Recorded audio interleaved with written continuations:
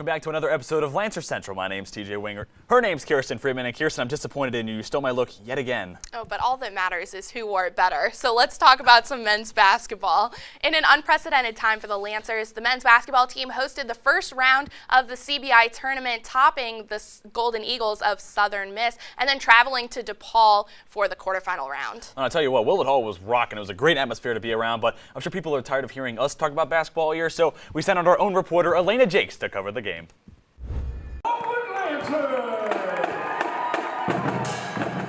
On March 20th, Longwood's men's basketball team made history playing, hosting, and ultimately winning their first ever postseason appearance when they topped Southern Miss 90-68. Longwood entered to play in the College Basketball Invitational with the #1 field goal percentage defense in the Big South Conference. And redshirt sophomore Juan Munoz emphasized the impact their defense had on the game. Defense is our biggest priority, and we held them to 68 points. Not our best game defensively, we still had some mistakes, but overall I think we did a really good job. As for Willett Hall, students and fans filled the stands with an overwhelming amount of support for the team. They gave us energy from the start, right when we came out from warm-up, seeing everybody here cheering for us. It was just a great environment. Assistant coach Maurice Williams is a part of the team's first-year staff and credits their big wins and close losses for getting into the CBI tournament. I think it's a credit to the hard work that we put in this year with big wins from Richmond, and then our competitive games where we didn't come up on top like Duquesne, and even our conference win against Winthrop. I think we have a very, very good resume on our shoulders here. And you know, once we had told our guys about the possibility of it happening, there was just an excitement in them that made us very excited as a coaching staff. And it's just been a historic season for us, and to cap it off with a postseason opportunity is just icing on the cake. The Lancers had 4 players in double-digit scoring, led by Jalen Wilson's 23 points. For Lancer Central, my name's Elena Jakes. Back to you, TJ. Thanks, Elena.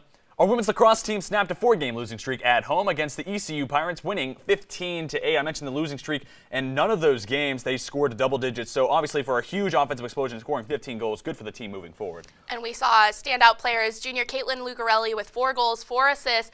Sophomore Taylor Blankstone had 5 goals, 2 assists, right. And they're really finding that momentum right before conference play starts, right when it really counts. Absolutely, and moving forward in conference play, also somebody who's picking up the pace and getting some momentum. Freshman Danielle Burke from the North Carolina native, look, 9 saves in that game, a save percentage above 50%. She was stellar, and again, kind of like what we talked about with soccer at the beginning of the year, if she starts getting momentum and taking steps in the right direction, again, right as conference play is coming around the corner, it's going to be huge for this team as the schedule moves on. And also having a great weekend were the softball team who topped USC Upstate in all 3 games, swept the series, including that epic 15-inning game that was aired on ESPNU on Sunday night with the walk-off by Bug Batten. Yeah, Kaylynn Bug Batten proving not all heroes wear capes, going yard in the 15th inning. I mean, look, this game lasted 4 hours. Anybody who watches softball knows softball games do not last 4 hours. I mean, this was a marathon between the 2 best teams in the conference. It was a head-to-head matchup between the 2 preseason Big South co-pitchers of the year, and then, of course, Bug Batten's the preseason player of the year, and she put it on, showcasing with the series sweep.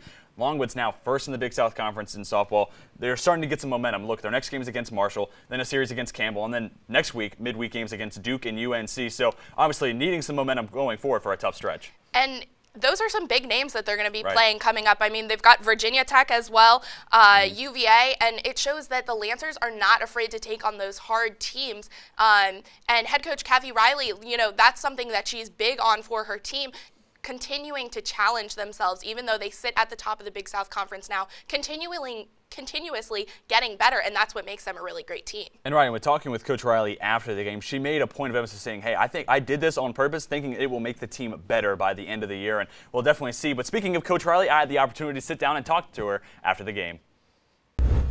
Well, you know, they were #1 coming in, and they'd only lost 6 games, so for us to be able to take a team that was, you know, I don't know exactly what their record was 24 or 25-6 coming in, and for us to be able to put ourselves in a position where we could play 3 excellent games in a row was big. And, you know, I think the first game was like a growing up game for us when we were down 5-1 and kind of left for dead a little bit, and we worked our way back in the game.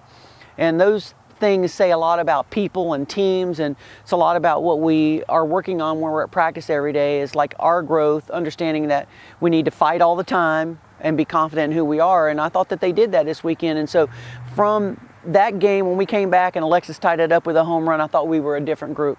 And so I think going forward, you're going to see some real changes in how we approach things, and I think we're going to play better softball as we go through the season.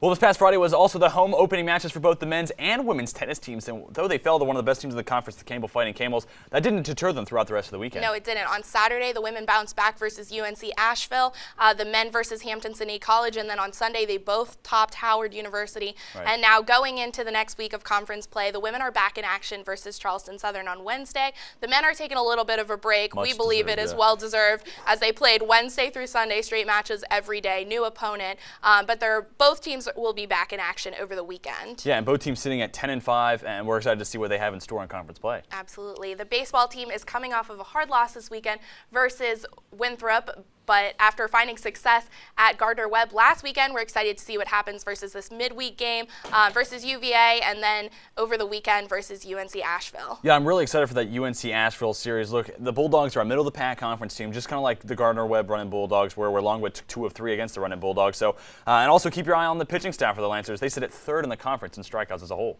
The standout we're seeing this season is Tyler Morgan. He's Right. leading the conference in strikeouts with 43, and it's not just he's throwing strikeouts. He truly is a complete pitcher. Yeah, 8th in the conference in ERA, 4th in inning pitched, only allowed 1 home run all year. No, he is an ace without a doubt. And so we had this great week of Lancer wins. We're so excited for another week. So for our entire Lancer Central crew, I'm Kiersten Freedman, he's TJ Wengert, and we are signing off.